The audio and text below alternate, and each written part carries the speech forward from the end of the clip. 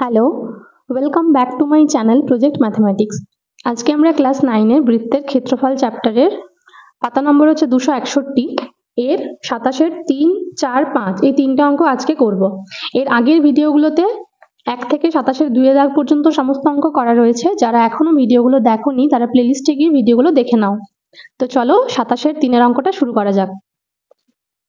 কি রয়েছে দেখো, একটি বৃত্তাকার ক্ষেত্রের ব্যাসার্ধের দৈর্ঘ্য r মিটার, অন্য একটি বৃত্তাকার ক্ষেত্রের ব্যাসার্ধের দৈর্ঘ্য কত হলে তার ক্ষেত্রফল প্রথম বৃত্তের ক্ষেত্রফলের x গুণ হবে তা হিসাব করে লিখি। দেখো তাহলে একটা বৃত্ত রয়েছে এরকম, যার ব্যাসার্ধের দৈর্ঘ্য বলা রয়েছে কত, r। এবার বলছে আর একটা বৃত্ত, কোন একটা বৃত্ত, তো বলছে এর যদি ব্যাসার্ধটা কত হবে সেটা বার করতে হবে। আর একটা সম্পর্ক দেওয়া আছে যে এর ক্ষেত্রফলটা প্রথম বৃত্তের ক্ষেত্রফলের x গুণ। দেখো এটা যদি r হয় তাহলে এর ক্ষেত্রফল কত, পাই r স্কয়ার। আর এর ক্ষেত্রফলটা হচ্ছে প্রথম বৃত্তের ক্ষেত্রফলের x গুণ, তাহলে এটা প্রথম বৃত্তটা তার x গুণ, অর্থাৎ x গুণিত পাই r স্কয়ার। তাহলে এটা হচ্ছে এর ক্ষেত্রফলটা, ঠিক আছে। এবার এই পুরো ব্যাপারটা থেকে আমাদেরকে এই ব্যাসার্ধটা বার করে নিতে হবে। দেখো তাহলে প্রথম যে বৃত্তটা তার ব্যাসার্ধ হচ্ছে r মিটার, তাহলে ওটা লিখবো যে প্রথম বৃত্তের ব্যাসার্ধ সমান r মিটার। তো এখান থেকে ক্ষেত্রফল বার করব, অতএব ক্ষেত্রফল সমান কত হবে, পাই r স্কয়ার বর্গ মিটার। তো এবার কি, এই যে দ্বিতীয় বৃত্তটা এর ব্যাসার্ধটা আমরা ধরে নেব, ধরি দ্বিতীয় বৃত্তের ব্যাসার্ধ সমান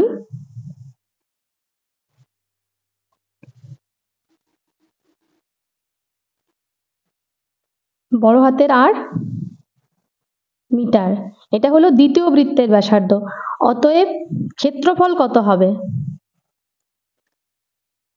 ক্ষেত্রফল একই সূত্র পাই r স্কয়ার হয়, কিন্তু এখানে দেখো আমাদের আগেরটাতে ছোট হাতের r ছিল তাই পাই r স্কয়ার, এখানে rটা রয়েছে বড় হাতের r, তাহলে পাই r স্কয়ার এই r হবে, ঠিক আছে, বর্গ মিটার।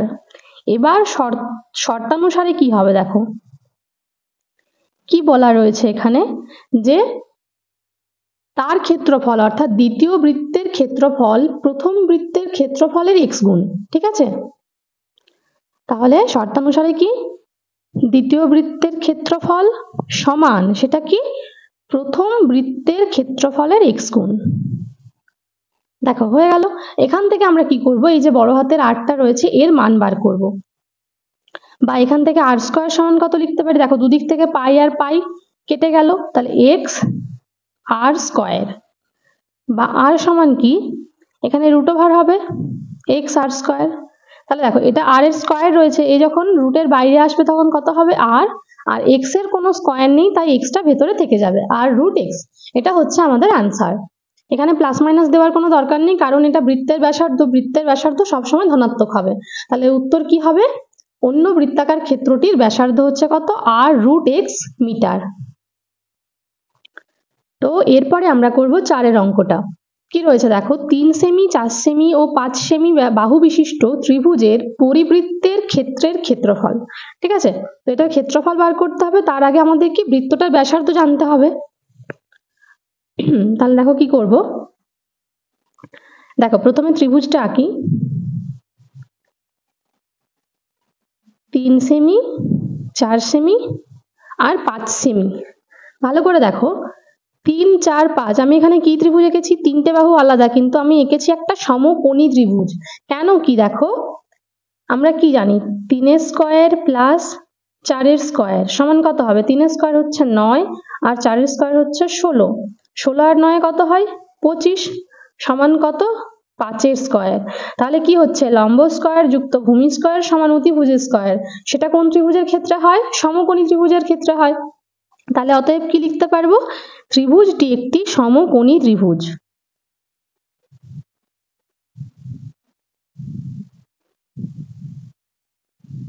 সমকোণী ত্রিভুজ, ঠিক আছে। এটা যদি একটা সমকোণী ত্রিভুজ হয়, এবার আমরা কি জানি, আগের অঙ্কে বলেছিলাম যে সমকোণী ত্রিভুজের যে পরিবৃত্তটা হবে, এর যে পরিবৃত্তটা হবে, এই পরিবৃত্তের কেন্দ্র কোথায় অবস্থিত? এই অতিভুজের ঠিক মধ্যবিন্দুতে। ঠিক আছে, তাহলে সমকোণী ত্রিভুজের পরিবৃত্তের কেন্দ্র অতিভুজের মধ্যবিন্দুতে হয়, অর্থাৎ পরিব্যাসার্ধ কত হবে? অতিভুজের অর্ধেক হবে। তাহলে কি লিখব? অতএব পরিবৃত্তের ব্যাসার্ধ অতিভুজের অর্ধেক হবে, তাই তো?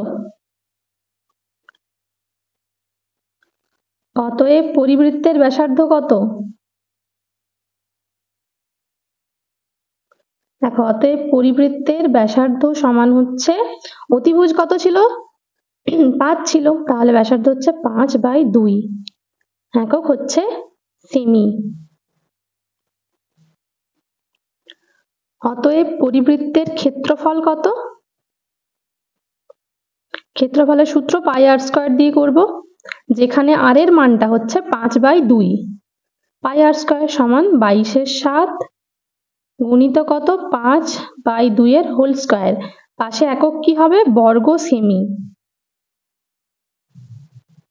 সমান দেখো 22/7 গুণিত এখানে 5 স্কয়ার কত? 25, আর 2 স্কয়ার হচ্ছে 4। ঠিক আছে, এবার 22 আর 25 গুণ করব। দেখো 25, তার নিচে 22, 25 2 হচ্ছে 50, আবার এখানেও 25 2 50, 0 5 5, তাহলে উপরে হলো 550 আর নিচে হচ্ছে 7 4 28 বর্গ সেমি। আচ্ছা, এটা 2 দিয়ে একবার কাটি, 2 2 4, 15 হচ্ছে, 2 7 14, 2 5 10, আর 2 14 28, তাহলে 275/14।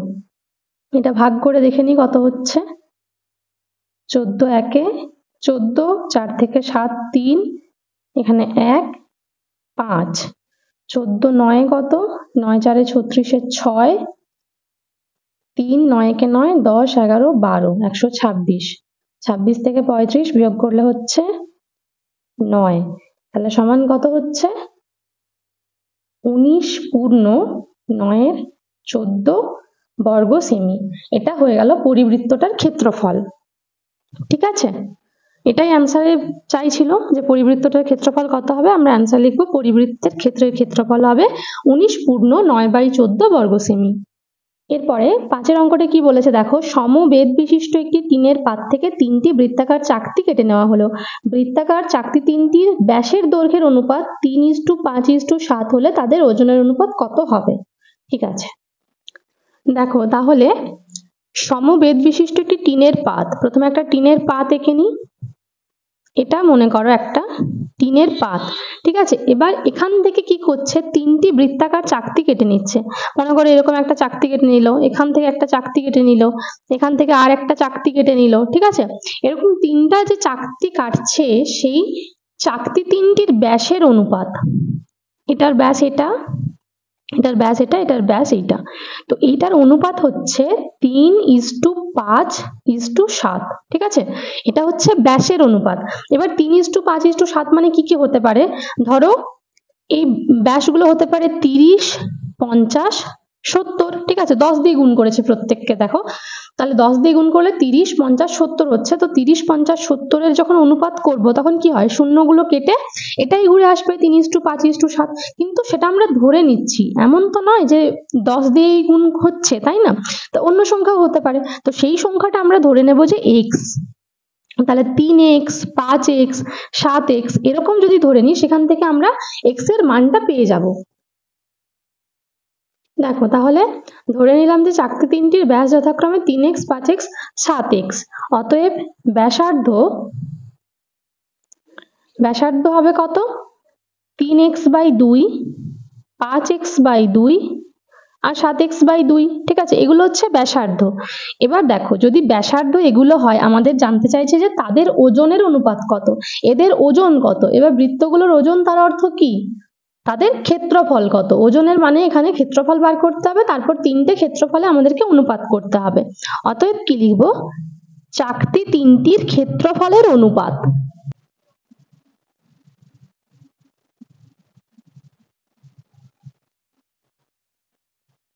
সমান, দেখো ক্ষেত্রফলের সূত্র কি? ক্ষেত্রফলের সূত্র হচ্ছে পাই আর স্কয়ার। তাহলে এখানে কত হবে? পাই, আর এর মান কত? 3x/2। প্রথমের বৃত্তটার হচ্ছে আর এর মান 3x/2 তার হোল স্কয়ার ইজ টু, পরেরটার মান কত? 5x/2 তার হোল স্কয়ার ইজ টু, এখানে দেখো 7x/2 এটার হোল স্কয়ার সমান। প্রত্যেকটাতে কি হবে? পাইগুলো প্রত্যেকটা থেকে বাদ চলে যাবে, ঠিক আছে? এবার আর এই যে 3x/2 আছে এর হোল স্কয়ার কত সেটা লিখে নেবো এখানে। 3 এর স্কয়ার কত? 9, আর x এর স্কয়ারের জন্য এখানে x স্কয়ার, আর নিচে 2 আছে, 2 এর স্কয়ার কত? 4 ইজ টু, এখানে দেখো 5 এর স্কয়ার কত? 25, x আছে তার স্কয়ার x স্কয়ার, আর নিচে আবার 2 আছে তার স্কয়ার 4 ইজ টু, এখানে 7 এর স্কয়ার কত? 49, x এর জন্য x স্কয়ার আর 2 এর জন্য 4। এবার প্রত্যেকটা থেকে কি হবে? দেখো x স্কয়ার গুলো সবগুলোর থেকে বাদ চলে যাবে আর 4 গুলো বাদ চলে যাবে, তাহলে কি থাকলো? 9 ইজ টু 25 ইজ টু 49, ঠিক আছে? দেখো তাহলে এটাই আমাদের অ্যান্সার, যে চাকতি তিনটির ওজনের অনুপাত 9:25:49। তাহলে আজকে এই চ্যাপ্টারটা কমপ্লিট হয়ে গেল। ভিডিওটা ভালো লেগে থাকলে লাইক করবে, কমেন্ট করে জানাবে, আর অবশ্যই বন্ধুদের সঙ্গে শেয়ার করবে।